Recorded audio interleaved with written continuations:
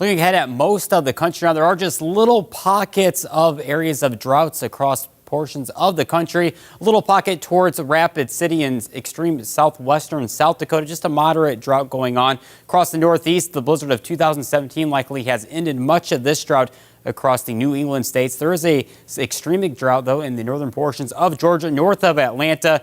This again will continue on, and also some moderate drought conditions developing across portions of Oklahoma and up towards Kansas City, over towards Missouri as well. The California drought, though, has long gone, and again, there are several chances of rain coming up for the California coastline. So what we're looking at March through April here, this is through the Climate Prediction Center. Again, we're looking at mild conditions for much of the country, warm spot down in Texas, and also some warm locations up across the extreme northern portions of the northeast states here. And again, a 50-50 chance of seeing some mild air or also some unseasonably cooler air for the west coast. Again, right now, Storm Prediction Center still predicting March through April. Dry conditions down towards Texas. I think Texas is going to remain dry for much of the next several weeks here. Chance of rain, though, across the northern portions of the United States. Could even mix in with snow at times as well, as we are still in that transition period from winter to spring. Again, dry conditions are going to remain for much of the Texas panhandle.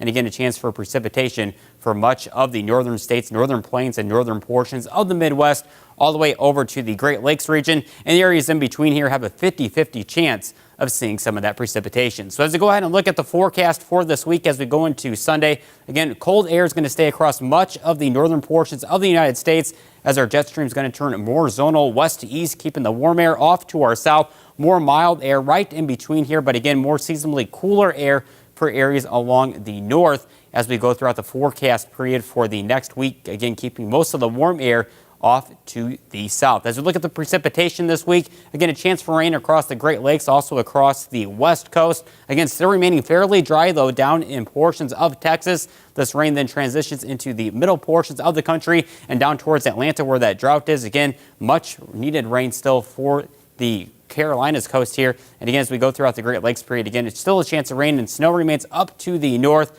and rain chances return for the Great Lakes area as we get into Friday, with snow remaining up to the north and returning once again for the New England states.